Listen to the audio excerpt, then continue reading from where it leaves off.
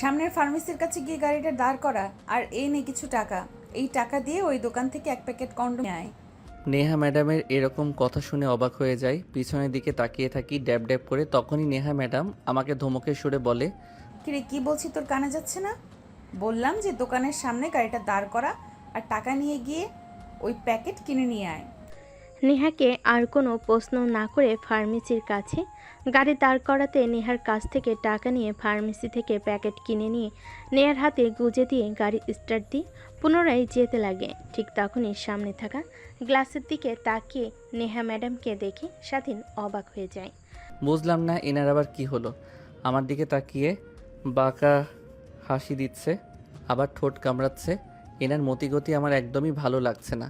আবার ফার্মেসি থেকে ওইসব কিনে আনলো। আল্লাহ, এবারের মতো আমাকে রক্ষা করো। তারপর গাড়ি এসে ব্রেক করে নেহার বাড়ির সামনে।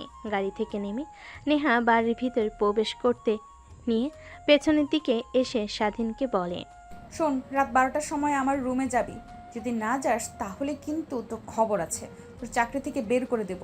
আর আমি এটা ভালো করেই জানি যে তোদের সংসার চলে তোর এই চাকরি দিয়ে। যদি তোর চাকরি চলে যায় তাহলে তোর পরিবারকে নিয়ে তোকে পথে নামতে হবে। আচ্ছা ম্যাম, যাব। বাট আপনি এত রাতে আপনার রুমে ডাকছেন কেন? সেটা না হয় তুই রাতেই আমার রুমে আসলে জানতে পারবি। কথাটা বলে নেহা চলে যায় তার রুমে। কেন জানি স্বাধীনের তার বাবা মাকে দেখতে অনেক ইচ্ছে করে, তাই গাড়ি স্টার্ট দিয়ে পুনরায় তার বাসায় চলে যায়। বাসার সামনে গাড়ি রেখে ভেতরে প্রবেশ করতে দেখে তার মা রান্না করছে, পাশে তার ছোট বোন পড়ছে। মা দেখো, ভাইয়া এসেছে।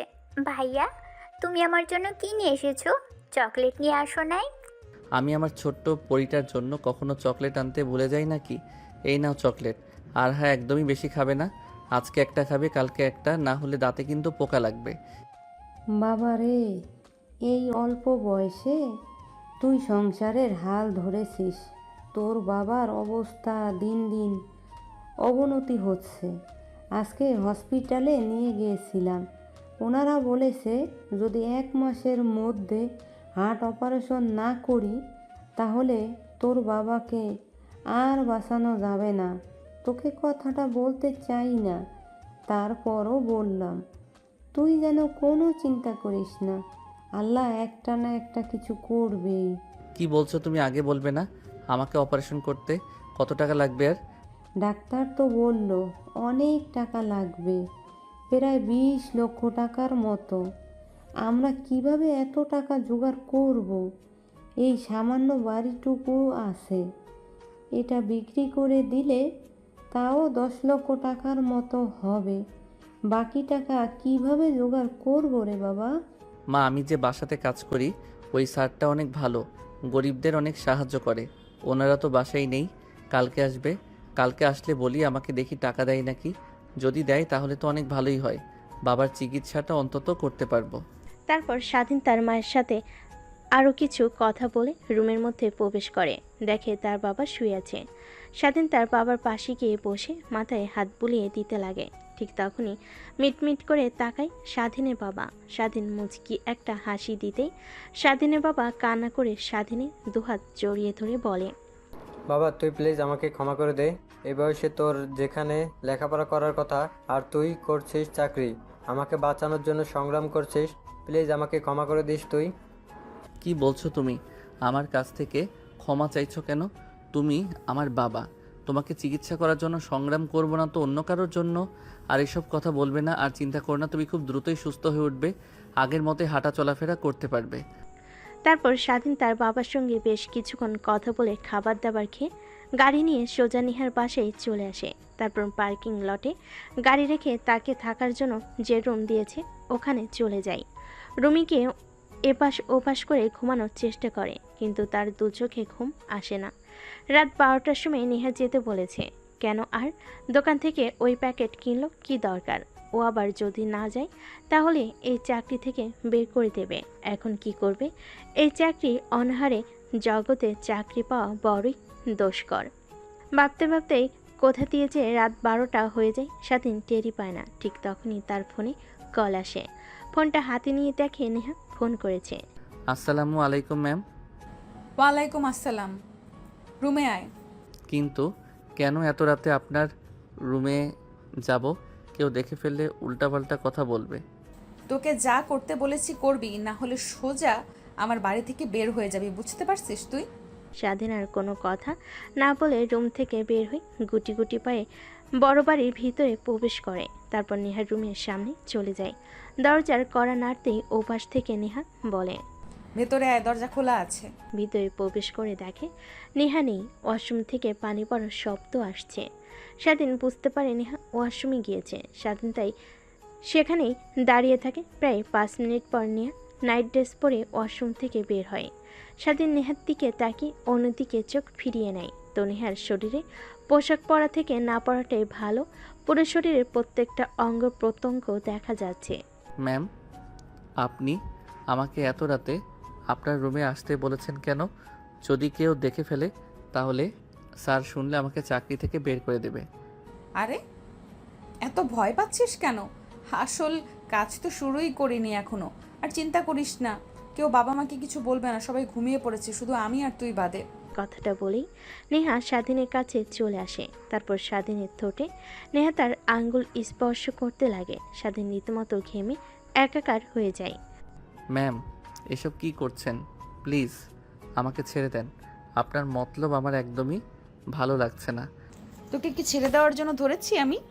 যা করছি তুই দেখে যা আর রেসপন্স কর, না হলে তোর কিন্তু খবর আছে, এই বলে দিলাম। কথাটা বলে নেহা স্বাধীনের শরীরের বস্নকাতর জায়গাগুলোতে স্পর্শ করতে লাগে। স্বাধীন পুতুলের মতো দাঁড়িয়ে আছে। কিরে তুই ছেলে মানুষ নাকি অন্য কিছু? আমি এত কিছু করছি তারপরও তোর কোনো রেসপন্সই দেখছি না। আচ্ছা ওয়েট, দরজা লাগিয়ে দিয়ে আসি, না হলে কেউ আবার দেখে ফেলতে পারে। তারপর নেহা কি দরজা লাগিয়ে দিয়ে আসে। স্বাধীন তখনও পুতুলের মতো সেখানে দাঁড়িয়ে থাকে। নেহা এসে স্বাধীনকে পিছন থেকে শক্ত করে জড়িয়ে ধরে ঘাড়ে অনবরত কিস করতে লাগে। ধ্যাৎ, আমি একটা মেয়ে, তোর এত কাছে আসছি আর তোর কোনো রেসপন্স নেই। দেখুন ম্যাম, আমি গরিব ঘরের ছেলে। আপনাদের অনেক টাকা পয়সা আছে, কিন্তু আমাদের টানে সামান্য কিছু টাকার জন্য আপনার বাসায় এসে কাজ করি। আর আপনি আমার সঙ্গে এই কাজ করতে পারেন না। স্যার ম্যাডাম আমাকে অনেক বিশ্বাস করে, আমি তাদের বিশ্বাসের বড় ক্লাবে করতে চাই না। প্লিজ আমাকে ছেড়ে দেন, আমি আমার রুমে যাব। দেখ, একদম না বোঝার মতো কথা বলবি না। মজা তুইও নিলি, আমিও নিলাম, বিনিময়ে তোকে কিছু টাকাও দিলাম, সমস্যা নেই। নেহা টাকার কথা বলতে স্বাধীনে মনে পড়ে যায় তার বাবাকে চিকিৎসা করানোর জন্য অনেক টাকার প্রয়োজন। নেহাকে বলবে নাকি চিন্তা করতে থাকে।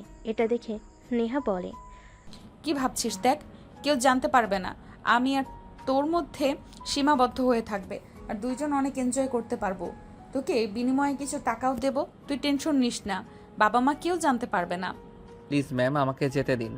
আমার বাবার চিকিৎসা করানোর জন্য অনেক অনেক টাকা দরকার, তাও আবার 1 মাসের মধ্যে। আমি যেভাবেই পারি টাকা জোগাড় করে আমার বাবার চিকিৎসা করাবই। প্লিজ আমাকে যেতে দেন।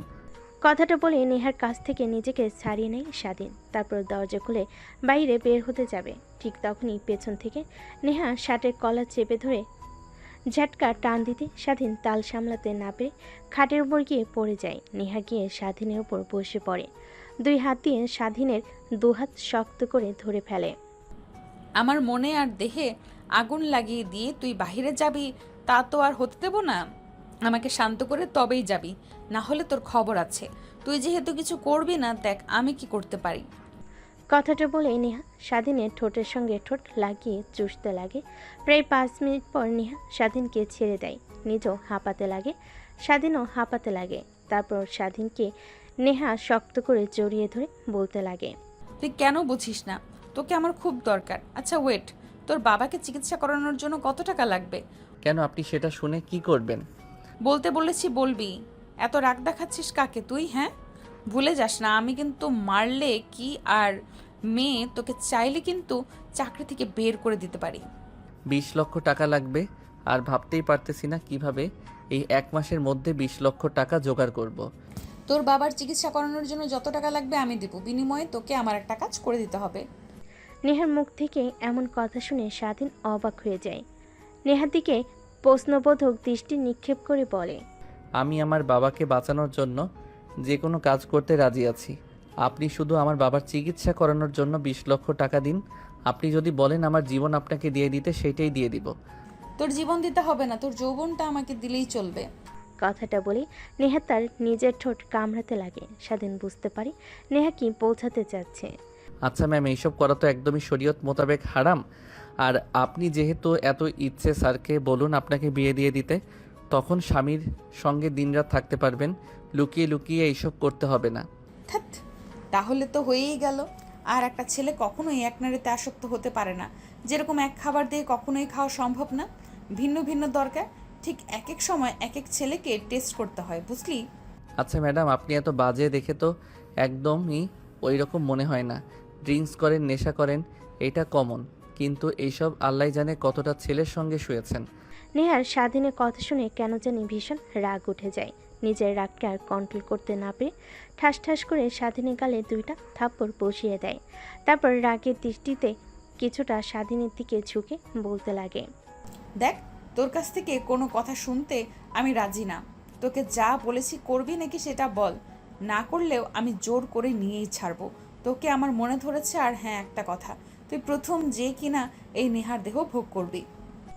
ঠিক তখনই স্বাধীনের চোখে ভাসতে লাগে তার বাবার হাসি মাখা মুখটা। স্বাধীন বুঝতে পারে কোনোভাবেই এই মাসের মধ্যে কেন আগামী 10 বছরও 20 লক্ষ টাকা কোনোভাবেই জোগাড় করতে পারবে না। এখন শুধুমাত্র নেহার সত্যটা মানলেই তার বাবাকে চিকিৎসা করা সম্ভব। কি হলো, তুই তোর বাবাকে বাঁচাতে চাস না? আর যদি তুই আমার সঙ্গে এই কাজটা না করিস, তাহলে তুই যেখানেই যাস আমি তোর চাকরি করতে দেব না। সবখানে গিয়ে সবাইকে মানা করে দিব, আর দেখব তুই তোর বাবাকে কিভাবে চিকিৎসা করাস। স্বাধীন বুঝতে পারে সে ফেঁসে গেছে। নেহার সত্ত্বে রাজি হয়ে যাওয়া ছাড়া কোনো উপায় নেই। তাই স্বাধীন বলে, আচ্ছা ঠিক আছে, আমি আপনার সব শর্তে রাজি আছি। তাহলে শোন, প্রথম শর্ত, কোনো মেয়ের দিকে একদমই তাকানো যাবে না আমি ব্যতীত। দ্বিতীয় শর্ত, আমি যখন বলবো যেইভাবেই হোক তোকে আমার রুমে আসতে হবে, আর আমাকে সুখ দিয়ে তবে তোকে যেতে হবে। এর আগে গেলে তোর বাবাকে আমি মেরে ফেলবো। তৃতীয় শর্ত, একদমই এই বিষয়ে কাউকে বলবি না। চতুর্থ শর্ত, আমার বান্ধবীরা আসলে ওদের কাছ থেকে সব সময় দূরে দূরে থাকার চেষ্টা করবি, কারণ ওরা আমার থেকে বেশি লুচ্ছি। ঠিক আছে। তাহলে আয় আমার কাছে, দীর্ঘ প্রতীক্ষার অবসান ঘটুক। তারপর স্বাধীন ধীরে ধীরে নেহার দিকে যেতে লাগে। এক পর্যায়ে নেহার শরীর থেকে সম্পূর্ণ পোশাক খুলে ফেলে স্বাধীন। প্রত্যেকটা স্থানে কিচ করতে লাগে। স্বাধীনের প্রত্যেকটা স্পর্শে কেঁপে উঠতে লাগে। এক পর্যায়ে নেহা বলে ওঠে, ড্রয়ারের মধ্যে ওইটা আছে। তারপর এর আগে একদমই যদি উল্টাপাল্টা কিছু হয়ে বাচ্চা পেটে চলে আসে তখন কি হবে? তারপর স্বাধীন ড্রয়ার খুলে প্যাকেটটা বের করে নেহাকে সুখ দিতে লাগে। দুজন হারিয়ে যায় ভালোবাসার এক অটল গভীরে। ভালোবাসা বললে ভুল হবে।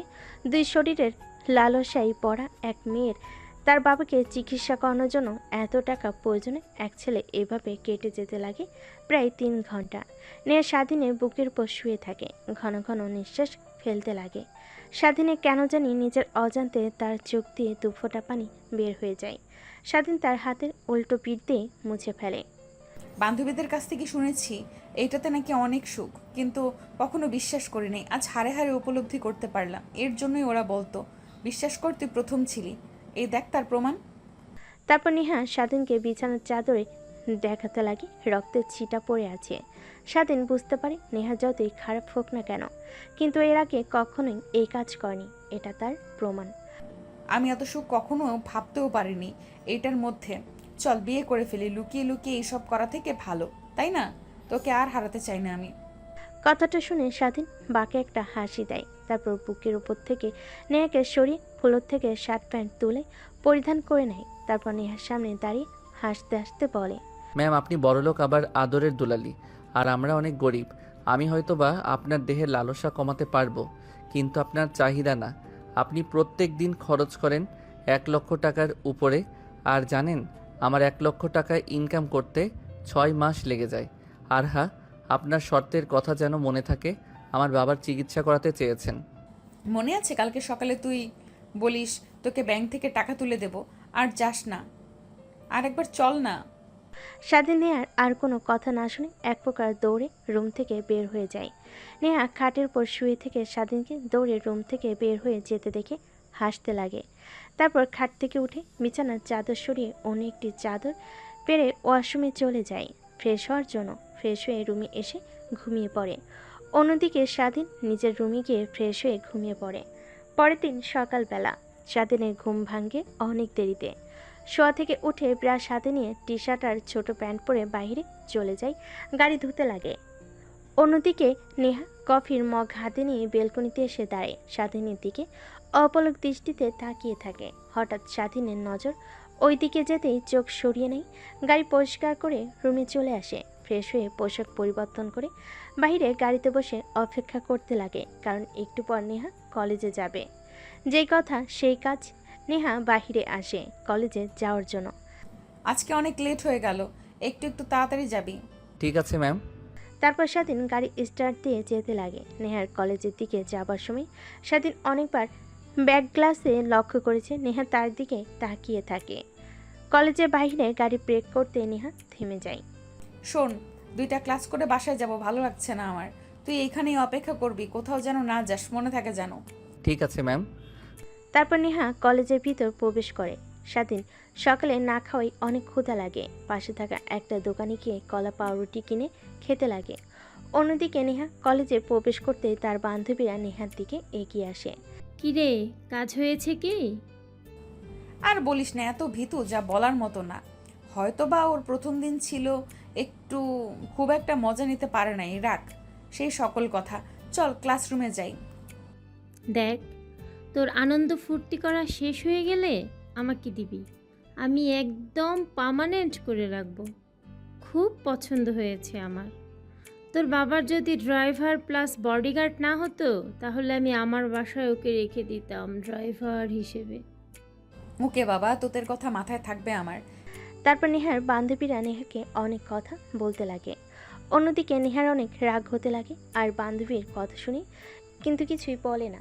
দেখতে দেখতে 2টা ক্লাস শেষ করে বাইরে চলে আসে। নেহার সব বান্ধবীরা নেহার সামনে বসতে যাবে, এর আগে নেহার আরেকটা বান্ধবী সামনে বসে পড়ে।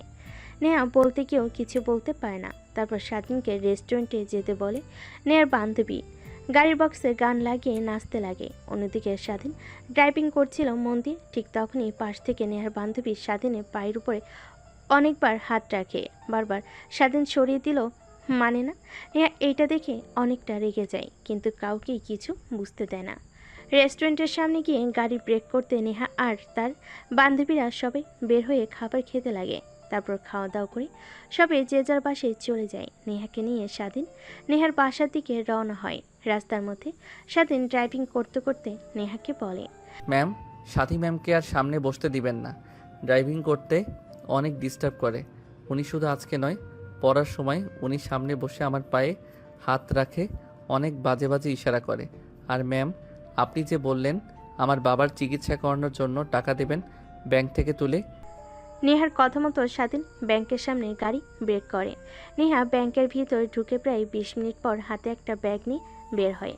স্বাধীনের দিকে এগিয়ে দিয়ে বলে, ঠিক আছে, ওকে বলে দেব তোর সঙ্গে আর যেন ওই ব্যবহার না করে।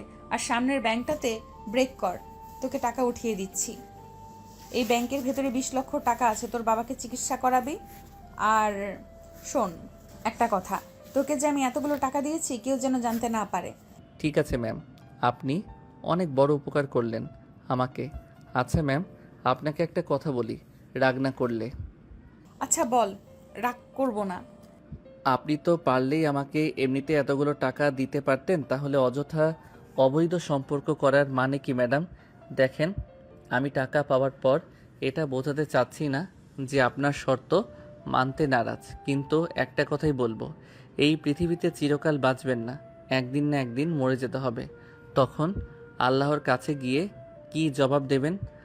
স্বাধীনের কথা শেষ না হতেই স্বাধীনের ফোন বেজে ওঠে। মায়ের নাম্বার দেখে নেহার কাছ থেকে পারমিশন নিয়ে রিসিভ করে কানের কাছে ধরতে ওপাশ থেকে কান্নার কণ্ঠ শুনতে পাই। স্বাধীন তড়িঘড়ি করে গাড়ি ব্রেক করে নেহার সিট বেল্ট পরে, তেমন কিছু হয় না। বাবা, কই তুই? তোর বাবা কেমন যেন করছে, বুকে 2 হাত দিয়ে চেপে ধরেছে আর নিঃশ্বাসটি নিতে কষ্ট হচ্ছে তার। প্লিজ বাসায় আয়। আচ্ছা মা, আসছি আমি এখনই। তারপর স্বাধীন অশ্রুসূচক দৃষ্টিতে নেহার দিকে তাকিয়ে বলে, ম্যাম, প্লিজ কিছু মনে করবেন না। আপনি কি হেঁটে বাসায় যেতে পারবেন? আমার বাবা অনেক অসুস্থ, তাকে নিয়ে এখন যদি হাসপাতালে না যাই তাহলে মারা যাবে সে। অনুগ্রহ করে যদি আপনাদের গাড়িটা আমাকে দিতেন তাহলে বাবাকে হাসপাতালে ভর্তি করে আপনার বাড়িতে গাড়ি দিয়ে আসতাম। প্লিজ ম্যাম, না বলবেন না। এই অল্প সময়ের মধ্যে আমি অ্যাম্বুলেন্স কিংবা গাড়ি জোগাড় করতে পারবো না। আরে না, সমস্যা নেই, চল আমিও যাব তোর সঙ্গে তোর বাড়িতে। তোর বাবাকে হসপিটালে ভর্তি করে তবে তোর সঙ্গে বাসায় ফিরবো। তারপর স্বাধীন তার চোখের পানি মুছে গাড়ি স্টার্ট দিয়ে চড়ে যেতে লাগে তার বাড়ির দিকে। একটু পর স্বাধীন বাসায় চলে আসে।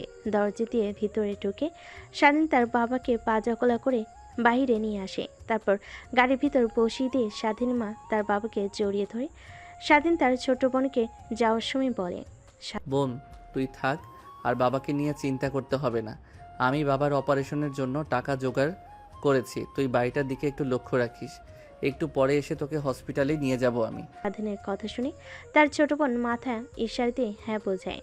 তারপর স্বাধীন গাড়ি স্টার্ট দিয়ে চলে যায় সোজা হসপিটালে। স্বাধীন গাড়ির পিছন থেকে তার বাবাকে বের করে সোজা আইসিইউতে চলে যায়। ভিতরে ভর্তি করে দিয়ে অপারেশন করার জন্য টাকা কাউন্টারে জমা দিয়ে দেয়। অপারেশন থিয়েটারের সামনে পায়চারি করতে লাগে স্বাধীন। 5 ঘন্টা পর আইসিইউর রুমের মধ্যে থেকে একটা ডাক্তার বেরিয়ে আসে। স্বাধীন তড়িঘড়ি করে ডাক্তারের কাছে গিয়ে বলে, আঙ্কেল, আমার বাবা এখন কেমন আছে? তোমার বাবা একদম বিপদমুক্ত আছে, আর সময় মতো অপারেশন করাইয়ে তোমার বাবার কন্ডিশন একদম আগের মতো হয়ে যাবে। কোনো টেনশন করো না। আর একটু পর তুমি আমার কেবিনে আসো, কিছু মেডিসিনের নাম লিখে দিই, ওইগুলো সময় মতো খাওয়ালে আশাবাদী তোমার বাবা খুব শীঘ্রই সুস্থ হয়ে যাবে। ডাক্তারের কথা শুনে স্বাধীনের অনেক ভালো লাগে। তার নিজের দেহ দিয়ে যদি তার বাবাকে সুস্থ করতে পারে, এটা তার কাছে অনেক কিছু। ঠিক তখনই মনে পড়ে যায় নেহার কথা। 5 ঘন্টা হলো বাইরে বসে আছে। দৌড়ে বাইরে চলে যায়। দেখে নেহা এখনও গাড়ির মধ্যে বসে আছে। সেদিন দরজা খুলে নেহাকে বলে, সরি ম্যাম, আসলে মাথায় আপনার কথা ছিলই না। বাবাকে আইসিইউতে ভর্তি করে দিলে টাকা থাকায় সঙ্গে সঙ্গে অপারেশন শুরু হয়, আর আপনার কথা মনে নাই আমার, তাই সেখানে দাঁড়িয়েছিলাম। Sorry, I am really sorry madam. আরে সরি বলতে হবে না, চল এখন বাসায়।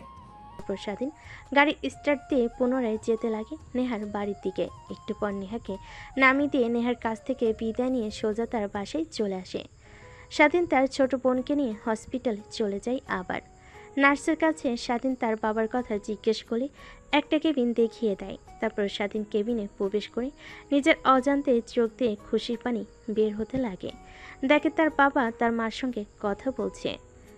বাবা, তুই এসেছিস? কত সময় হলো তোকে খুঁজছি। আমি কিন্তু পারছি না। আয় আমার পাশে বয়। আর তুই আমার অপারেশন করানোর জন্য এতগুলো টাকা কোথা থেকে পেলি? আমি যে বাসাতে কাজ করি বডিগার্ড প্লাস ড্রাইভার হয়ে, উনি অনেক ভালো। তোমার কথা বলতেই আমাকে টাকা দিয়ে দেয়। কে এই ব্যক্তি যে আমাদের একের পর এক সাহায্য করে চলেছে? একটাবার অনেক দেখা করতে ইচ্ছে করছে। তুমি সুস্থ হও বাবা, তোমার সঙ্গে আমি দেখা করিয়ে দিব। আচ্ছা ওয়েট, তুমি থাকো, আমি ডাক্তারের কাছ থেকে কিছু ওষুধ লিখে দিব বলেছিল, ওইটা নিয়ে আসি। আর তোমার খারাপ লাগলে তখন আর আমাকে বলবো, হ্যাঁ? তারপর স্বাধীন রোজা ডাক্তারের কেবিনে চলে যায়। ডাক্তারের কাছ থেকে প্রেসক্রিপশন নিয়ে বাইরে চলে আসে। স্বাধীন তার বাবার জন্য ওষুধ, কিছু ফলমূল আর তাদের খাওয়ার জন্য বিরিয়ানি নিয়ে হসপিটালে আসে। স্বাধীন অনেক দিন পর তার বাবার সঙ্গে মন খুলে গল্প করছে। কতদিন হলো যে এভাবে কথা বলে না। দেখতে দেখতে কোথা দিয়ে যে সময় পেরিয়ে যায় সেদিকে স্বাধীনের কোনো খেয়ালই নেই। রাত যখন প্রায় 9টা, তখন তার ফোন বাজতে লাগে। কেবিন থেকে বের হয়ে ফোনটা হাতে নিয়ে দেখে নেহা ম্যাম ফোন করেছে। স্বাধীন ফোনটা রিসিভ করে বলতে লাগে, আসসালামু আলাইকুম ম্যাম। ওয়ালাইকুম আসসালাম। কোথায় তুই? আর তোর বাবা এখন কেমন আছে? জি ম্যাম, বলবো। এখন অনেকটাই সুস্থ। আর যদি আপনি না থাকতেন তাহলে আমার বাবার চিকিৎসা করাতে পারতাম না। অনেক অনেক ধন্যবাদ ম্যাম আপনাকে। ধন্যবাদ দিতে হবে না, তোকে যা বলেছি শুধু সেই শর্তগুলো মেনে চললেই হবে। ও আচ্ছা, তাহলে আমাকে বাসায় আসতে হবে আপনার। ওয়েট, একটু পর বাবার কাছ থেকে বিদায় নিয়ে আসছি। কথাটা বলে স্বাধীন ফোন রেখে দেয়। নেহা ওই পাশ থেকে হ্যালো হ্যালো বলতে লাগে। নেহার অনেক রাগ হয়, কিন্তু কিছুই বলে না। একটাবার আগে আসুক, তারপর ওর ব্যবস্থা করবে। এসবই ভাবছে বেলকনিতে দাঁড়িয়ে। কফির মগ হাতে নিয়ে আকাশের দিকে তাকিয়ে স্বাধীন কেবিনে প্রবেশ করে। তার বাবা মার সঙ্গে আরও কিছুক্ষণ আড্ডা দিয়ে বিদায় নিয়ে বাহিরে চলে আসে। তারপর স্বাধীন গাড়ি নিয়ে হাসপাতাল থেকে বের হয়ে সোজা নেহার পাশে চলে আসে। পার্কিং লটে গাড়ি রেখে স্বাধীন তার রুমে যায় ফ্রেশ হওয়ার জন্য। ফ্রেশ হয়ে পোশাক পরিবর্তন করে অপেক্ষা করতে লাগে রাত 12টা হবার। 12টা বাজার সঙ্গে সঙ্গে স্বাধীন মেন দরজা দিয়ে ভেতরে প্রবেশ করে। তারপর সোজা নেহার রুমের সামনে চলে যায়। দরজায় কড়া নাড়তেই দরজা খুলে যায়। স্বাধীন আর অনুমতি না নিয়ে ভিতরে প্রবেশ করে। দরজা লাগিয়ে যে পিছনে ফিরবে অমনি নেহা স্বাধীনকে ঠাস ঠাস করে 2টা থাপ্পড় লাগিয়ে দেয়। এই জন্যই তোর মতো ছোট লোকের বাচ্চাদের মাথায় তুলতে চাইনি। সামান্য ছাড় দিছি আর মাথায় উঠে বসছিস, তাই না? আমার অনুমতি না নিয়ে তুই রুমে প্রবেশ করলি কেন?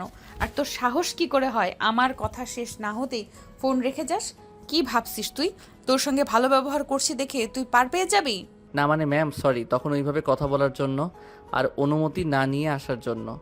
হয়েছে, এখন আর তোর কোনো কথাই শুনতে চাচ্ছি না। আমি রুম থেকে বের হয়ে চলে যা। স্বাধীন মাটির দিকে তাকিয়েছিল, হঠাৎ নেহার দিকে তাকিয়ে দেখে ওই দিনের মতো পাতলা নাইট ড্রেস পরে আছে। ভিতরে সব কিছুই দেখা যাচ্ছে। কেন যেন স্বাধীনের অনেক লোভ হতে লাগলো। ধীরে ধীরে স্বাধীন নেশার ঘরে তলিয়ে যেতে লাগলো, যে নেশা নারীর। এই কুত্তার বাচ্চা, কি বলছি তোর কানে যাচ্ছে না?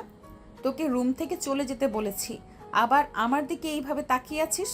তুই আমার কেনা গোলাম, এখন থেকে তোকে যখন যা বলবো তাই করবি, আমার পারমিশন মতো চলবি। তোকে কি ফোন করে আসতে বলেছি আমি? তুই আমার রুমে এসেছিস? নেহার কথাগুলো যেন স্বাধীনের কান অব্দি পৌঁছালো না। অবলোক দৃষ্টিতে তাকিয়ে থাকে নেহার দিকে। নেহা খানিকটা ভয় পেয়ে যায় স্বাধীনের তাকানো দেখে। স্বাধীনের কাছে এসে ঠাস ঠাস করে থাপ্পড় দিয়ে বলে, কি বলছি তোকে, তুই শুনতে পারছিস না নাকি? রুম থেকে বের হয়ে যা। নেহার কাছ থেকে থাপ্পড় পেয়ে নেহার কাছ থেকে থাপ্পড় খেয়ে স্বাধীন আরও রাগ উঠতে লাগে। তারপর সেখানে আর না দাঁড়িয়ে দরজার দিকে আসতে লাগে। দরজার কাছে এসে দরজা লাগিয়ে দেয়, কিন্তু সেটা বাড়ি থেকে না, ভেতর থেকে। নেহা গিয়ে সোফায় বসে পড়ে। সামনের দিকে তাকাতেই অবাক হয়ে যায়। কিরে, তোকে কি বললাম তোর কানে যায়নি? বললাম রুম থেকে চলে যা, এখনো দাঁড়িয়ে আছিস আবার আমার দিকে তাকিয়ে আছিস।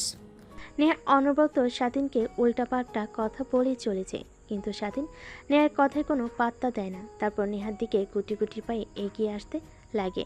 নেহা এটা দেখে খানিকটা ভয় পেয়ে যায়। ধীরে ধীরে নেহার যত কাছে আসে স্বাধীন তত কিছু করতে লাগে। এক পর্যায়ে দেওয়ালের সাথে পিঠ ঠেকে যায়। দেখ, একদম ভালো করছিস না তুই, কিন্তু তোকে এই পৃথিবী থেকে চিরতরে মুছে ফেলবো যদি আমার দিকে আর একবারও আসছিস। কেন ম্যাম? আপনার তো শরীরের অনেক ভালো খিদা মিটিয়ে দিচ্ছি। নেহা কোনো কিছু বুঝতে না পেরে পাশে থাকা টি টেবিলের উপরে থাকা ল্যাম্পপোস্টটা স্বাধীনের দিকে ছুঁড়ে মারে। স্বাধীন হাত দিয়ে ধরে ফ্লোরে রেখে দেয়। অনবরত নেহার দিকে এগিয়ে যেতে লাগে। এক পর্যায়ে নেহার কাছে এসে স্বাধীন নেহার দুহাত শক্ত করে মুখ বন্ধ করে নেয়। দেখ, তুই কিন্তু তোর লিমিট ক্রস করছিস, ভালো হবে না কিন্তু, এই বলে দিলাম। ছেড়ে দে আমাকে, না হলে তোর বাবাকে, তোর পরিবারকে আর তোকে মেরে ফেলবো কিন্তু আমি। আমার ভালো রূপ দেখেছিস, কিন্তু ভয়ঙ্কর রূপ দেখিসনি। নেহার কথার কোনো জবাব না দিয়ে স্বাধীন অনবরত নেহার শরীরে স্পর্শ করতে লাগে। স্বাধীনের প্রত্যেকটা স্পর্শে নেহা কেমন যেন শিহরণ হতে লাগলো। এক পর্যায়ে স্বাধীন নেহাকে কিস করতে লাগে। প্রথমে নেহা বাধা দিলেও পরে নেহার বাধা দেয় না, স্বাধীনের সঙ্গে রেসপন্স করে। তারপর নেহাকে খাটের উপর ফেলে দেয়। নেহার শরীর থেকে এক এক করে পোশাক খুলতে লাগে। আজ স্বাধীনের দিকে তাকিয়ে ভাবতে লাগে, এর আবার কি হলো যে কিনা আমার কথার উপরে কখনো কথা বলেনি, যখন যা করতে বলেছি তাই করেছে। আজ এই ভয়ঙ্কর রূপ ধারণ করেছে, এর হাত থেকে বাঁচা তো দুষ্কর হয়ে যাবে। এমন কি করে ফেলেছি আমি ওকে? তারপর স্বাধীন ও নেহাকে শক্ত করে জড়িয়ে ধরে নিমিষেই দুজন হারিয়ে যায় ভালোবাসার এক অতল গভীরে। প্রথমে নেহা বাধা দিলেও পরবর্তীতে আর বাধা দেয় না। পরের দিন সকালবেলা নেহা নিজেকে আবিষ্কার করে স্বাধীনের বুকে। নেহার কেন যেন অনেক ভালো লাগা কাজ করে। শোয়া থেকে না উঠে স্বাধীনকে শক্ত করে জড়িয়ে ধরে আবার ঘুমিয়ে পড়ে। অন্যদিকে স্বাধীনের ঘুম ভাঙতে নেহাকে তার শরীর ওপর থেকে সরিয়ে স্বাধীন সোজা তার রুমে চলে আসে আর ভাবতে লাগে, দেখ কালকে আমার কি হয়েছিল। নেহা ম্যামের সঙ্গে একদমই কাজটা ঠিক করা হয়নি। ও নিজের রাগী ওনার পারমিশন না নিয়ে ওনার সঙ্গে জোর জবরদস্তি করেছি। উনি যদি আমার কিংবা আমার পরিবারের কোনো ক্ষতি করে তখন কি হবে? না, ম্যামের কাছ থেকে ক্ষমা চাইতে হবে, না হলে উনি আবার যে কোনো সময় রেগে আমার পরিবারের উপর কিংবা আমার উপরে আক্রমণ করতে পারে। তারপর স্বাধীন ওয়াশরুমে চলে যায়, ফ্রেশ হয়ে গোসল করে বাইরে চলে আসে। বাইরে এসে গাড়ি পরিষ্কার করতে লাগে। প্রত্যেক দিনে নাই নেহা কফির মগ নিয়ে বাইরে এসে দাঁড়িয়ে স্বাধীনের দিকে তাকিয়ে থাকে। অবশ্য এই তাকিয়ে থাকায় নেহাকে স্বাধীনের প্রতি দুর্বল করে তুলেছে। স্বাধীন দেখেও না দেখার ভান করে গাড়ি পরিষ্কার করতে লাগে। তারপর রুমে গিয়ে ফ্রেশ হয়ে সোজা নেহার রুমের সামনে গিয়ে দরজা কড়া নাড়তে লাগে। নেহা দরজা খুলে স্বাধীনকে দেখতে পেয়ে খানিকটা অবাক হয়ে যায়। কিরে, তুই এখানে এত সকালে? কিছু কি হয়েছে? তোর বাবার চিকিৎসার জন্য আরও টাকা লাগবে নাকি? না ম্যাম, আই এম সরি। আসলে আপনার সঙ্গে রাতে অনেক জোর জবরদস্তি করে ফেলেছি। আমি নিজের মধ্যে ছিলাম না, কেমন যেন হয়ে গিয়েছিলাম। প্লিজ আমাকে ক্ষমা করে দিন। আরে না, আমি কিছুই মনে করিনি, বিশ্বাস কর। প্রথম দিনের থেকে তুই আমার সঙ্গে জোর করে যে করেছিস, ওই দিন আরও বেশি মজা পেয়েছি, তাই তো কিছু মনে করিনি। আর একটু পর আমি বের হব, আমার এক বান্ধবীর বাসায় যাব। আমাকে নামিয়ে দিয়ে তুই তোর বাবার কাছে চলে যাস। অবশ্য কালকে তোকে ওইভাবে কথাটা না বললেও পারতাম, তোর জায়গায় আমি থাকলে ঠিক একই কাজ করতাম। তারপর নেহার কাছ থেকে স্বাধীন নিচে চলে আসে, গাড়িতে বসে অপেক্ষা করতে লাগে। নেহার আসার প্রায় 5 মিনিট পর নেহা এসে গাড়িতে উঠে পড়ে। তারপর স্বাধীনকে অ্যাড্রেস বলতে সেই দিকে যেতে লাগে। অবশ্য নেহার সব বান্ধবীদের বাসা স্বাধীনের চেনা আছে। এক পর্যায়ে নেহার দেওয়া অ্যাড্রেস অনুযায়ী স্বাধীন গিয়ে গাড়ি দাঁড় করায়। নেহা গাড়ি থেকে বের হয়ে স্বাধীনকে বলে, যা, আর আমি যখন ফোন করব তখন এই লোকেশনে আবার চলে আসবি। তারপর স্বাধীন গাড়ি স্টার্ট দিয়ে চলে যায় হসপিটালে তার বাবার কাছে।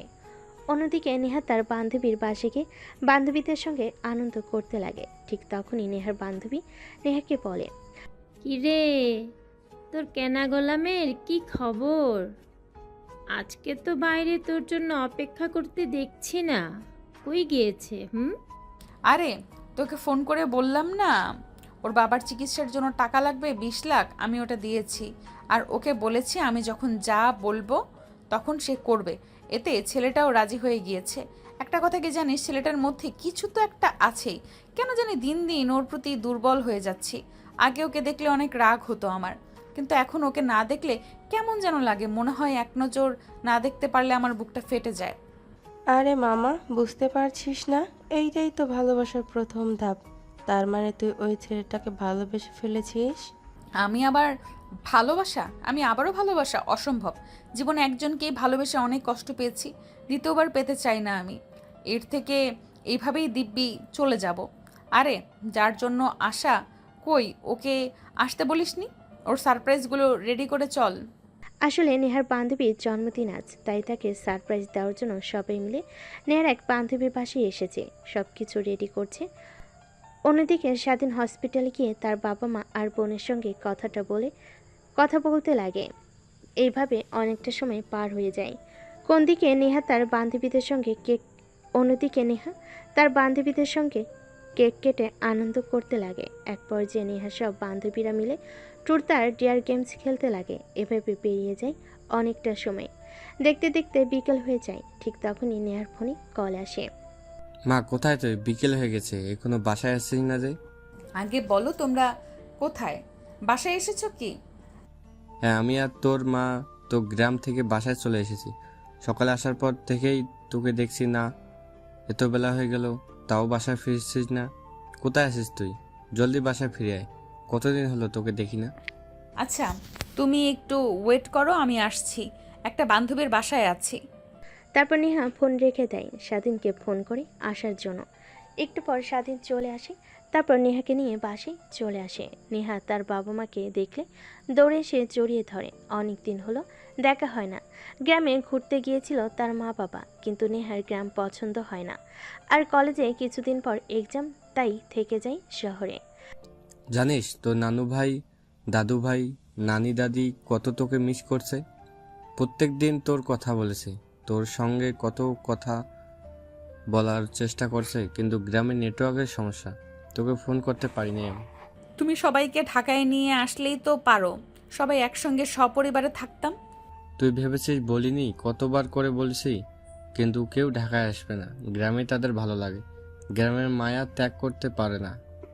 তাই আমিও আর কিছু বলি না। বাদ দে, কেমন আছিস তুই? একদম শুকিয়ে গিয়েছিস, ঠিকমতো খাওয়া দাওয়া করিসনি বুঝি চলে যাওয়ার পর থেকে। কি বলো বাবা তুমি? তারপর নেহা তার বাবার সঙ্গে কথা বলতে লাগে। স্বাধীন পাশে দাঁড়িয়ে থাকে। নেহার বাবার স্বাধীনের দিকে নজর যেতেই বলে, তা বাবা কেমন আছো তুমি? আমি যাওয়ার পর তুমি আমার মেয়েকে খেয়ালে রেখেছো এই তো ভালোভাবে? জি স্যার। পাশ থেকে নেহা আনমনি ভাবতে লাগে। তার বলতে বাবা। আচ্ছা বাবা থাকো, রুমে যাই, ফ্রেশ হয়ে আসি। সে সকালে বের হয়েছি, আজকে একটা বান্ধবীর বার্থডে ছিল, ওখানে গিয়েছিলাম। তারপর নেহা তার রুমে চলে যায়। স্বাধীন নেহার বাবার সঙ্গে বেশ কিছুক্ষণ কথা বলতে লাগে। তারপর বাড়ির বাইরে এসে তার থাকার রুমে চলে যায় ফ্রেশ হওয়ার জন্য। স্বাধীন রুমে গিয়ে বিথায় ঘুমানোর চেষ্টা করে, কিন্তু দুচোখে ঘুম ধারা দেয় না। এভাবে বেশ কিছুক্ষণ পেরিয়ে যায়। মাঝরাতে হঠাৎ ফোন বাজতে লাগে। স্বাধীন দেখে বুঝতে পারে নেহা ছাড়া আর কেউ ফোন করেনি এখন।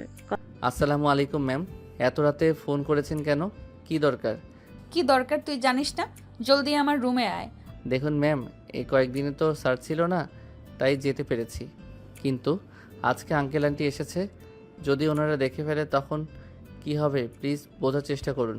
আমি যা বলেছি তাই কর, না হলে তুই কিন্তু সকালে আর সূর্য দেখতে পারবি না।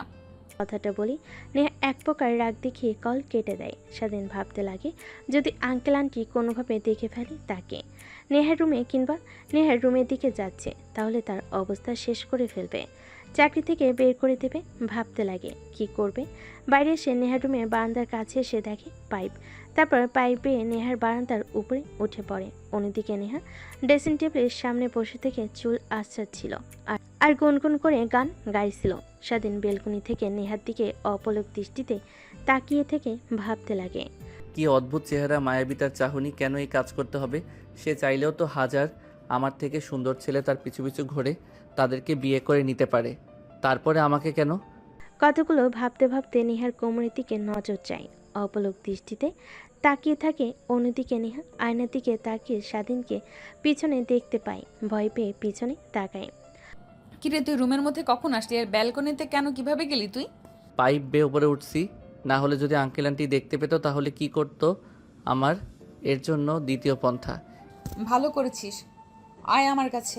কথাটা বলে নেহা ড্রেসিং টেবিলের সামনে থেকে স্বাধীনের কাছে চলে যায়। স্বাধীনের কলার চেপে ধরে নিজের কাছে নিয়ে এসে ফিসফিস করে বলতে লাগে, ভেবে নিয়ে যে বাবা দেখে ফেললো আমাদেরকে এক রুমে, তখন কি হবে ভাবতে পারছিস? কি আর হবে? আপনাকে কিছুই বলবে না, আমাকে মেরে বাড়ি থেকে বের করে দেবে। কিন্তু আমি আর তোকে ছাড়ছি না। এই যে শক্ত করে জড়িয়ে ধরেছি, আজীবন ধরে রাখতে চাই। থাকবি তো আমার সাথে নাকি? নেহার কথা শুনে স্বাধীনের মুখে বাঁকা হাসি রেখা টেনে বলে, ম্যাম, আমি হয়তো আপনার দেহে লালসা দমাতে পারবো, কিন্তু আপনাকে বা গরিব ঘরের ছেলে আমি আপনাকে ভরণ পোষণ করার মতো সামর্থ্য আমার নেই। আপনি কি ভাবছেন তা বুঝতে পারছি। আমি কিন্তু সেই ভাবনাটা একদম মাথা থেকে ঝেড়ে ফেলেন না, না হলে আপনার এই ক্ষতি হবে। আর আমি তো আপনাকে কথা দিয়েছি যে আপনি যখন যা বলবেন তাই করব। তারপরে মিথ্যা কোনো সম্পর্কে মরে জড়াবেন আপনি। আমার কিছু লাগবে না, তোকে লাগবে। এই অল্প কিছু দিনে বুঝতে পেরেছি, হারে হারে টের পেয়েছি। চল আমরা কালকে বিয়ে করে ফেলি, এইটা আমাদের জন্য ভালো হবে। তখন আর লুকিয়ে লুকিয়ে দেখা করতে হবে না আমাদের।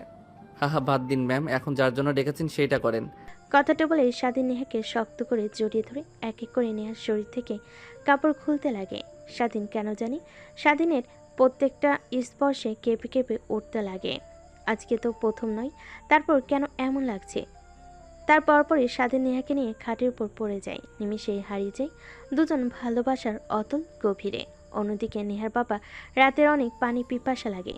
টেবিলের উপরে গ্লাস ফাঁকা দেখে পানি নেওয়ার জন্য নিচে নামতে লাগে। নেহার রুমের কাছে আসতেই গোংরানোর শব্দ শুনতে পায়। নেহার বাবা নেহার রুমে আরেকটু কাছে গিয়ে দরজার সঙ্গে কান লাগিয়ে স্বাধীন আর নেহার ফিসফিসে কথা শুনতে পায়। নিমিষে নেহার বাবা রেগে লাল হয়ে যায়, যেন স্বাধীনকে সে কাছে পেলে কাছে চিবিয়ে খাবে। তারপর নিচে চলে যায় পানি খাওয়ার জন্য। পানি খেয়ে নিচে বসা রুমে বসে অপেক্ষা করতে লাগে স্বাধীনে আসার। অনেকক্ষণ সময় পার হয়ে গেলেও স্বাধীনের নাম গন্ধ নেই। তাই নিচে আর না বসে থেকে নেহার রুমের দিকে অগ্রসর হয়। নেহার রুমে গিয়ে দরজায় কড়া নাড়তে লাগে। কোন দিকে স্বাধীন ক্লান্ত হয়ে নেহার উপরে শুয়েছিল। ঠিক তখনই দরজার কর্নারের ধ্যান ভেঙে যায় দুজনেই। তারপর তড়িঘড়ি করে নেহার উপর থেকে উঠে পড়ে স্বাধীন। ফ্লোর থেকে প্যান্ট আর শার্ট নিয়ে পরিধান করে নেয়। নেহ তাড়াতাড়ি পোশাক পরে নেয়।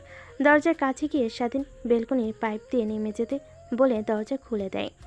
হাম ফালাতে ফালাতে নেহা তার বাবাকে বলে, কি হয়েছে বাবা? এত রাতে তুমি? কি কোনো সমস্যা হয়েছে? আরে না মা, কিছুই হয়নি। ঘুমা, এমনি দেখলাম ঘুমিয়েছিস কি না তুই। কথাটা বলে নেহার বাবা নেহার রুমে উকি মারে। দেখে নেহার কাঁথার অবস্থা এলোমেলো। নেহার বাবা বুঝতে পারে, তাই নেহার রুমের সামনে থেকে চলে আসে। তার রুমে গিয়ে বেলকনিতে দাঁড়ায়। ঠিক তখনই দেখতে পাই স্বাধীন নিচ দিয়ে হেঁটে যাচ্ছে। নেহার বাবার অনেক রাগ হয়, কিন্তু বুঝতে দেয় না। নেহা দরজা আটকে স্বস্তির একটা নিঃশ্বাস ফেলে এভাবে পেরিয়ে যায় রাতটা। পরের দিন সকাল হতেই নেহার বাবা তার রুম থেকে বের হয়ে বাইরে চলে আসে। স্বাধীন গাড়ি পরিষ্কার করছিল। ঠিক তখনই পাশ থেকে নেহার বাবা পত্রিকা হাতে নিয়ে পড়তে পড়তে স্বাধীনকে উদ্দেশ্য করে বলে, একটা জিনিস কি, আমি ছোট থেকে কখনো কাউকে অবহেলা করিনি, সবাইকে ভালোবেসেছি। তোমাকে বিশ্বাস করে আমার বাড়িতে থাকতে দিয়েছি। একটা কথা মনে রাখবে, কখনো তোমার বিশ্বাসে অমর্যাদা করো না, তাহলে ওই দিনেই হবে তোমার শেষ দিন। কথাটা মনে রেখো। আর শুনলাম তোমার বাবা নাকি অসুস্থ, চিকিৎসা করানোর জন্য অনেক টাকা লাগবে। তুমি নাকি চিকিৎসা করিয়েছো, এত টাকা কোথা থেকে পেয়েছো তুমি? নেহার বাবার কথা শুনে স্বাধীন আমতা আমতা করে বলে, না মানে আঙ্কেল, মানে মানে করতে হবে না, যা সত্যি তাই বলো। আমি সত্যিকে অনেক ভালোবাসি, কিন্তু মিথ্যা কথা একদমই সহ্য করতে পারি না। মানে স্যার, নেহা ম্যামকে কথাটা বলতেই আমাকে টাকা দেয়, কিছু শর্ত দেয়, সেটা না বলি। সেই টাকা দিয়ে বাবার চিকিৎসা করেছি। নেহা ম্যাডাম বলেছে আমি এই বিষয়টা কাউকে যেন না বলি। আচ্ছা যাও, ঠিক আছে, আমি কাউকেই বলবো না। তারপর নেহার বাবা রুমের মধ্যে চলে যায়। ভাবতে লাগে স্বাধীনকে চাকরি থেকে বের করে দেবে কিনা। কিন্তু তখনই তার পরিবারের কথা মনে আসে। স্বাধীন একমাত্র পরিবার চালানোর জন্য টাকা উপার্জন করে, তাকে যদি বের করে দেয় তার পরিবার পথে এসে নামবে। এইসব ভাবতে লাগে। ঠিক তখনই নেহার মা পিছন থেকে বলেন, আসো, খাবার রেডি করছি। আর এমনিতেও ডাক দাও, খাবার খেয়ে যা, মেয়েটা এত বেলা অবধি ঘুমায়। তারপর নেহার বাবা নেহার রুমে কর্নারতে দরজা খুলে দেয়। দেখেন নেহা গোসল করে চুল শুকাচ্ছে। তারপর নেহা তার বাবার সঙ্গে কিছু কথা বলে নিচে চলে আসে খাবার খাওয়ার জন্য। টেবিলে বসে খাবার খাচ্ছিল। ঠিক তখনই নেহার বাবা বলতে লাগে, নেহা মা, তোর জন্য একটা বিয়ের সম্বন্ধ এসেছে। আমি রাজি হয়েছি। আমার বন্ধুর ছেলে বিদেশ থেকে লেখাপড়া করে বাংলাদেশে এসেছে। অনেক শিক্ষিত আর ভদ্র একটা ছেলে। আমি কথা বলেছি ছেলেটার সঙ্গে, অনেক ভালো লেগেছে আমার। বিকেলে ওনারা বাসায় আসবে তোকে দেখার জন্য। বাবা কি বলছো এগুলো? তুমি না বললে যে আমার মনে যখন চায় তখন বিয়ে শাদীর বিষয় নিয়ে কথা বলবে? আমি এখন বিয়ে করতে চাচ্ছি না, লেখাপড়া শেষ করব তারপর। তুমি কেন এখন বিয়ের কথা আনছো? আর সামনের মাসে তো আমার এক্সাম শুরু হবে, তাহলে এই সপ্তাহ থাকা এখন আর হচ্ছে না। দেখ, আমি আমার বন্ধুকে কথা দিয়েছিলাম যে তার ছেলে বিদেশ থেকে আসলে তোর আর ছেলেটার সঙ্গে বিয়ে দিয়ে দেবো। তাই আর বেশি দিন অপেক্ষা করতে চাচ্ছি না। আমার বন্ধুর বাড়ি থেকে তোদের কলেজ অনেক কাছে, তোর কোনো অসুবিধা হবে না। কিন্তু আমি এখন বিয়ে করব না, সাফ সাফ বলে দিলাম। তারপরেও যদি তোমরা এই বিষয়টা নিয়ে সামনে এগো তাহলে আমাকে হারিয়ে ফেলবে তোমরা। কথাটা বলে নেহা খাবারের প্লেট ফ্লোরে ছুঁড়ে মারে। তারপর খাবারের টেবিল থেকে উঠে তার রুমে চলে যায়। নেহার মা নেহার বাবাকে উদ্দেশ্য করে বলে, কি হয়েছে তোমার? নেহাকে বিয়ে দিয়ে দেওয়ার জন্য এত উঠে পড়ে লেগেছো কেন? মেয়েটা তো এখনো অনেক ছোট, সবেমাত্র ইন্টার থার্ড ইয়ারে লেখাপড়া করছে। আর একটু লেখাপড়া করুক, আর একটু ম্যাচিওর হোক, সংসারের কিছুই বুঝবে না এখনো। তুমি তো তোমার মেয়ের দিকে কোনো নজর রাখো না, রাতে কি করে সে জানো? তারপর নেহার বাবা নেহার মাকে শুরু থেকে শেষ পর্যন্ত বলে তার মেয়ের কুকর্মের কথা। এখন বলো, এই বিষয়টা যদি বাইরে জানাজানি হয়ে যায় তাহলে আমাদের কি হবে? মান সম্মান ধুলোয় মিশে যাবে। সামান্য একটা বডিগার্ড হয়ে আমার মেয়ে, আমার বলতেও লজ্জা লাগে। স্বাধীনকে তো কখনো এরকম মনে করিনি। অনেক ভালো ছেলে, আমার সামনে আসলে সব সময় মাটির দিকে তাকিয়ে থাকতো। ওর নজরে কখনো আমি কুদৃষ্টি দেখিনি। কিন্তু কেন এমনটা করলো? এর মাঝে তোমার মেয়ের নিশ্চয়ই কোনো ষড়যন্ত্র আছে। না হলে ছেলেটাকে চাকরি থেকে বের করে দেওয়ার ভয় দেখিয়েছে, না হলে অন্য কিছু। স্বাধীনের বাবা অসুস্থ হয়তো বা ওনার চিকিৎসা করানোর জন্য টাকা দিয়ে স্বাধীনকে কিনে নিয়েছে। আমার মনে হয় কি ছেলেটাকে যদি বুঝিয়ে বলি তাহলে নিশ্চয়ই বুঝতে পারবে। রাতে তুমি একটাবার ওকে রুমে আসতে বলো আমাদের, তারপর ওকে বোঝালে ঠিকই বুঝতে পারবে। তাই করতে হবে, তারা ছাড়া দ্বিতীয় কোনো উপায় দেখছি না আমি। তারপর নেহা রেগে রুমে চলে যায়। পোশাক পরিবর্তন করে কাঁধে ব্যাগ নিয়ে কলেজে যাওয়ার জন্য বাইরে চলে আসে। স্বাধীনকে ফোন করতে স্বাধীন খাবার খাওয়া বাদ দিয়ে হাত ধুয়ে চলে আসে গাড়ির কাছে। দরজা খুলে দিতে নেহা ভিতরে প্রবেশ করে। স্বাধীন গাড়ি স্টার্ট দিয়ে কলেজের দিকে যেতে লাগে। কলেজে যাব না, কাজী অফিসের দিকে চল। ঠিক আছে, কিন্তু ম্যাম কাজী অফিসে যাবেন কেন? কারোর কি বিয়ে? হ্যাঁ, বিয়ে আমার আর তোর। হ্যাঁ, ভালো কি? কথাটা বলে স্বাধীন জোরে সোরে গাড়ি ব্যাক করে। নেহা তার হাত দিয়ে কপাল বাঁচিয়ে নেয়। স্বাধীন পিছনের দিকে তাকিয়ে বলে, ম্যাম কি বলছেন এসব? মাথা ঠিক আছে আপনার? আমি সামান্য একটা ছেলে আর আপনি মালিকের মেয়ে। এই সম্পর্কটা কখনো মানার নয়। আর আঙ্কেল আন্টি শুনতে পারলে অনেক কষ্ট পাবে, তারা প্লিজ না। আজ পর্যন্ত আমি যা চেয়েছি তাই পেয়েছি। তুই জানিস আমার বিয়ে ঠিক করেছে বাবা তার বন্ধুর ছেলের সঙ্গে। আমি তোকে ছাড়া অন্য কাউকে বিয়ে করতে পারবো না। তুই আমার প্রথম, তো তুই আমার শেষ। ম্যাম এখন আপনি আবেগের মধ্যে আছেন, যখন আবেগ ফুরিয়ে যাবে তখন আবার ঠিক হয়ে যাবেন। আমি বলি কি, এই বিষয়টা নিয়ে এখন না ভাবাই উচিত। চলেন বাসায় যাই। বাসায় গিয়ে আপনি রেস্ট নেন, তারপর না হয় ভেবে নিয়েন। ভাবা ভাবি শেষ। তোকে যা করতে বলেছি তাই করবি।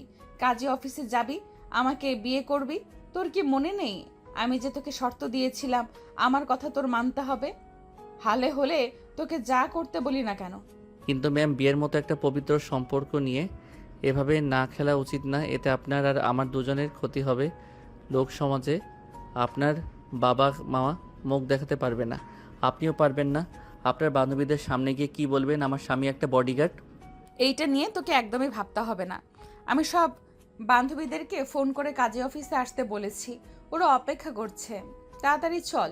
আর যদি আমাকে বিয়ে না করিস তুই, তাহলে তোর বাবা এখনো হসপিটালে ভর্তি আছে। আমি একটা কল করার সঙ্গে সঙ্গেই তোর বাবাকে বের করে দিবে হসপিটাল থেকে।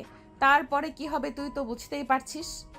না ম্যাডাম প্লিজ না, আপনি যা করতে বলবেন তাই করব, তাও আমার বাবার কোনো ক্ষতি করবেন না।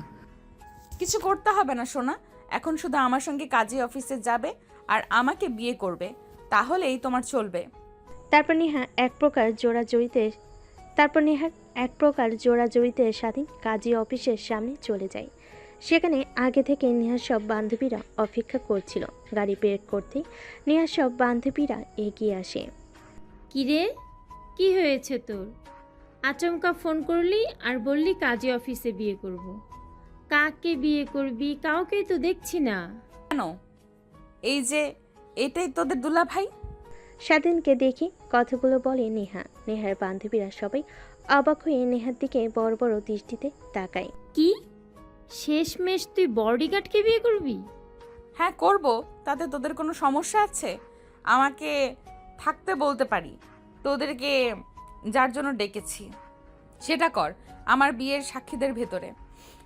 তারপর নেহা স্বাধীনের হাত ধরে কাজী অফিসের মধ্যে চলে যায়। নেহার বান্ধবীরা নেহার পিছন পিছন কাজী অফিসে প্রবেশ করে। তারপর বিয়ের কার্যক্রম শেষ করে স্বাধীনকে কবুল বলতে বলে কবুল বলে না। নেহা স্বাধীনের দিকে তাকাতেই কবুল বলে ফেলে। এভাবে বিয়ের কাজকর্ম শেষ হয়ে যায়। নেহার বান্ধবীরা বাহিরে দাঁড়ায়। তারপর নেহার বান্ধবী নেহাকে বলে, বিয়ে তো করলি, নে ঠিক আছে, এবার আমাদের ট্রিট দে। চল রেস্টুরেন্টে চল, তোদেরকে মন ভরে আজকে খাওয়াবো। তারপর এক এক করে সবাই গাড়িতে উঠে বসে। সাথীর সামনে বসতে গেলে নেহাকে পিছনে বসতে বলে নেহা গিয়ে সামনেই বসে পড়ে স্বাধীনের কাছে। তারপর সোজা রেস্টুরেন্টে চলে আসে। এক এক করে সবাই নেমে রেস্টুরেন্টের মধ্যে ঢুকে যায়। স্বাধীন গাড়িতে বসে থাকে। নেহা এটা দেখে রেগে স্বাধীনকে গাড়ির ভেতর থেকে কলার চেপে ধরে বের করে নিয়ে আসে। কিরে, তোকে ইশারা দিয়ে বললাম না আয়, তারপরেও তুই এখানে বসে আছিস কেন? আপনারা যান ম্যাডাম, আমি যে কি করব এর থেকে বাহিরে গাড়ির মধ্যে বসে অপেক্ষা করি। যান, আপনারা গিয়ে আনন্দ করেন। নেহা স্বাধীনের কথা শুনে অনেক রাগ হয়। ঠাস ঠাস করে দুইটা থাপ্পড় লাগিয়ে দিয়ে বলে, ভুলে যাস না এখন তুই আমার কিন্তু স্বামী। আগে ছিলি বডিগার্ড, কিন্তু এখন পুরোটাই ভিন্ন। সব সময় আমার সঙ্গে থাকবে। আর আজ থেকে ম্যাম একদমই বলবি না, নাম ধরে কিংবা বউ বলে রাখবি। আমি পারবো না আপনাকে নাম ধরে ডাকতে, ম্যাম বলে ডাকবো।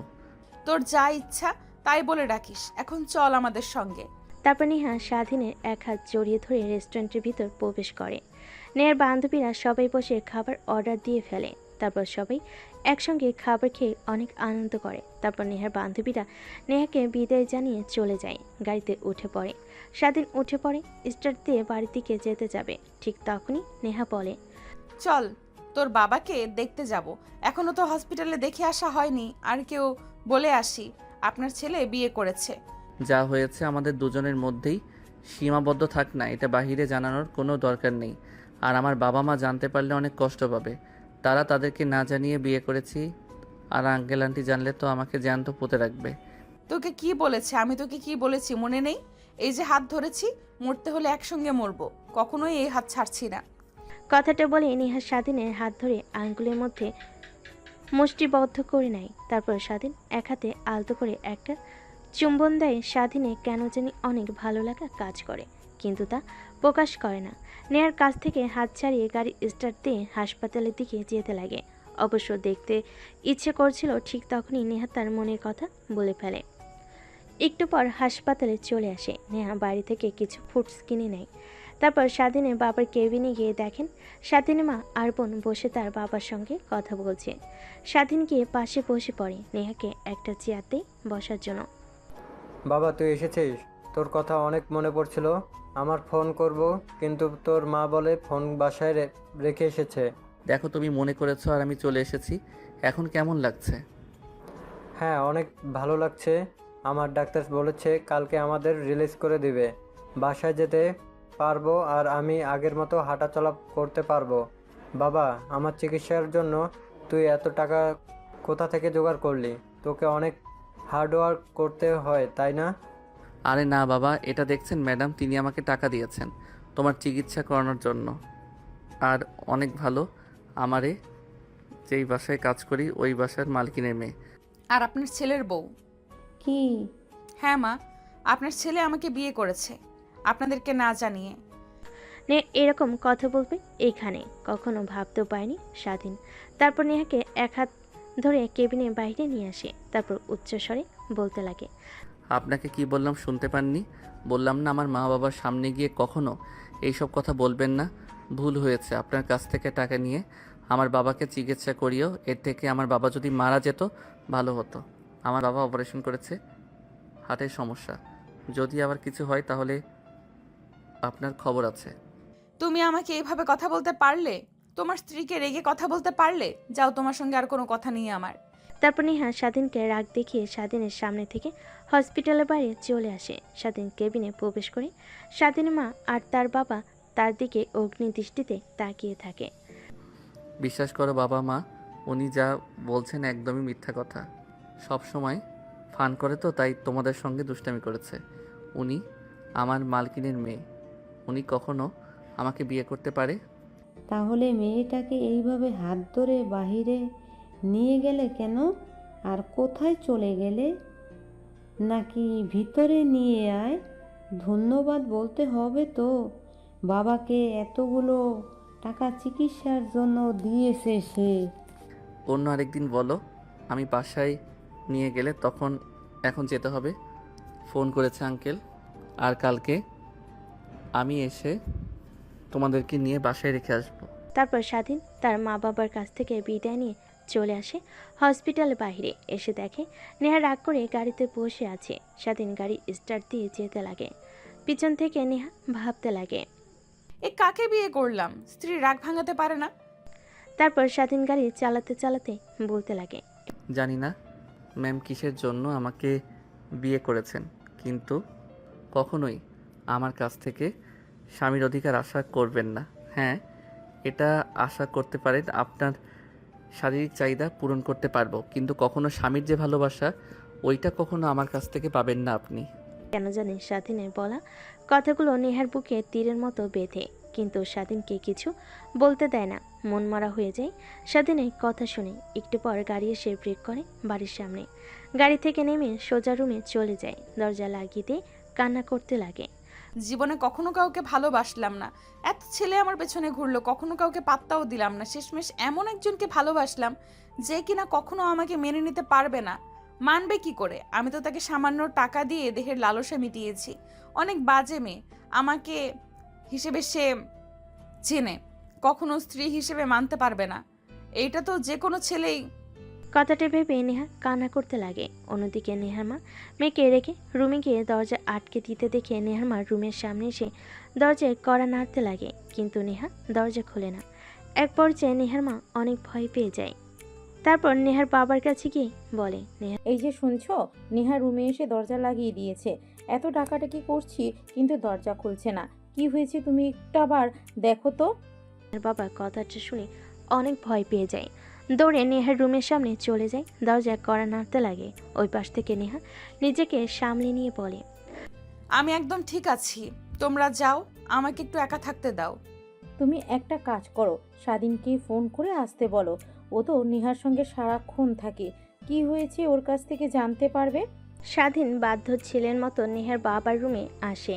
নেহার বাবা ও স্বাধীনের কাছে এসে বলে, দেখো বাবা, তোমাকে আমার ছেলের মতো মানে, তোমাকে চাকরি দিয়েছে। তোমার দুর্দশা দেখে আমার তোমার কথা শুনে এবং তোমাকে দেখে এখনো আমার অনেক ভালো লাগে। তুমি মনোযোগ দিয়ে কাজ করো। কি করি বলো? নেহার কি হয়েছে? রুমে এসে কান্না করছে কেন? স্যার, আপনাদেরকে সব কথা বলবো। প্লিজ আমাকে চাকরি থেকে বের করে দিবেন না, তাহলে আমার পরিবারের না খেতে পেয়ে মারা যাবে। আর আমি নেহা ম্যামের কাছ থেকে দূরে দূরে থাকবো, উনাকে ডিভোর্স দিয়ে দিব। স্বাধীনের কাছ থেকে এরকম কথা শুনে নেহার বাবা মা অবাক হয়ে যায়। তারপর স্বাধীন নেহার বাবা মাকে শুরু থেকে শেষ পর্যন্ত বলে তাদের বিয়ের বিষয়। নেহার বাবা মা দুজনে অবাক হয়ে যায়। তারপর স্বাধীন রুম থেকে চলে যায়। তারপর নেহার বাবা মা আর দুজনে দুজনের মধ্যে কথা বলতে লাগে। তোমাকে বলেছিলাম না, তোমার মেয়ে নিশ্চয়ই স্বাধীনকে কোনো না কোনো চক করে ফেলেছে, না হলে ছেলেটা কখনোই এই কাজ করতো না। দেখেছো, আমার কথা সত্যি হলো। আর আমি বলি কি, তুমি ওদের সম্পর্কটা মেনে নাও, না হলে অনেক ভালো। আর আমাদের তো টাকা পয়সার কোনো অভাব নেই, একমাত্র মেয়ের সুখ মানে আমাদেরও সুখ, কি বলো? তারপর নেহার বাবা ভাবতে লাগে, নেহার মায়ের বলা কথাগুলো ঠিকই তো বলেছে, ছেলেটা অনেক ভালো, যতটুকু সে চেনে। তারপর সে রাজি হয়ে যায়। স্বাধীনকে ডেকে নিয়ে এসে, দেখো বাবা, তোমরা যা করছো একদম ঠিক করো নাই। তারপরেও আমি আর তোমার আন্টি তোমাদের সম্পর্কটা মেনে নিয়েছি। এখন তুমি আমার মেয়েকে কীভাবে রাগ ভাঙাবে আর আমার মেয়েকে নিয়ে সুখে থাকবে? তুমি জানো না? তুমি জানো? হ্যাঁ, আরেকটি কথা, আমার মেয়েকে কখনো যেন দুধ খেয়ে থাকতে না দেখে, তাহলে তোমার কিন্তু খবর আছে। স্বাধীন কথাটা শুনে অবাক হয়ে যায়। নেহার মা বাবাকে সালাম করে। তারপর নেহার মা আর বাবার সঙ্গে কিছু কথা বলে নেহার রুমের সামনে চলে আসে। দরজায় কড়া নাড়তে লাগে, কিন্তু নেহা দরজা খোলে না। স্বাধীন নেহাকে ডাকতে লাগে, দরজা খুলে দিতে বলে, তুই এসেছিস কেন? আমি তো বাজে মেয়ে, আমি তো স্ত্রী হওয়ার যোগ্য না, অনেক খারাপ মেয়ে, তারপরও আবার আমাকে ডাকতে এসেছিস? যা এখান থেকে। নেহা আর কোনো কথা বলতে না দিয়ে নেহাকে সরিয়ে রুমের মধ্যে প্রবেশ করে। সেদিন দরজা আটকে দিয়ে নেহার দিকে বাঁকা দৃষ্টিতে তাকায়। এটা দেখে নেহা অবাক হয়ে যায়। স্বাধীনকে দেখে রেগে বলতে লাগে, দেখ, আমি কিন্তু চিৎকার দেব, বাবা মা কিন্তু নিচে বসে আছে, ওনারা যদি শুনতে পায় আর তোকে যদি দেখে আমার রুমে, তাহলে তোকে মেরে ফেলবে। তুই যা, রুম থেকে বের হ। ওনারাই তোমার কাছে পাঠিয়েছে আমাকে। মানে? নেহাকে আর কোনো কথা বলতে না দিয়ে স্বাধীন নেহাকে শক্ত করে জড়িয়ে ধরে তারপর ঠোঁটের সঙ্গে ঠোঁট লাগিয়ে চুষতে লাগে। প্রায় 5 মিনিট পর নেহাকে নিয়ে খাটের উপর পড়ে যায়। নেহা স্বাধীনের বুকের উপর থেকে মাথা তুলে বলে, ড্যাব ড্যাব করে তাকিয়ে থাকে। এটা দেখে স্বাধীন বলতে লাগে, আঙ্কেল আন্টিকে সব কথা বলে দিয়েছি। তারা প্রথমে অনেক রাগ হয়, হয়তোবা পরবর্তীতে তারা আমাদের সম্পর্কটা মেনে নেয়। আর আরেকটি কথা, তোমাকে অনেক অনেক ভালোবাসি সেই প্রথম থেকেই, কিন্তু কখনো বলতে পারিনি। আমার আর তোমার সম্পর্কের মধ্যে অনেকটা তফাৎ ছিল, কিন্তু এখন বলতে আর কোনো তফাৎ নেই। তার মানে তুমি আমাকে ভালোবাসতে, তাহলে প্রকাশ করনি কেন? ওই যে দুইজনের মধ্যে শক্ত একটা প্রাচীর ছিল, তাই কিছু বলতে পারিনি। তা এখন আমার বাবুর মায়ের কি রাগ ভাঙছে? না, ভাঙেনি। বাবুর মায়ের বাবু লাগবে, যত দ্রুত পারো বাবুর মাকে বাবু এনে দাও। কথাটা বলে স্বাধীনের বুকের মাঝে আর নেহা মুখ লুকায়। উপর থেকে জড়িয়ে ধরে হারিয়ে যায় ভালোবাসার এক অতল গভীরে, যেখানে তারা বাবু প্রস্তুত করছে। আর জানতে হবে না আপনাদের, বিয়ে করেন তারপর জানতে পারবেন।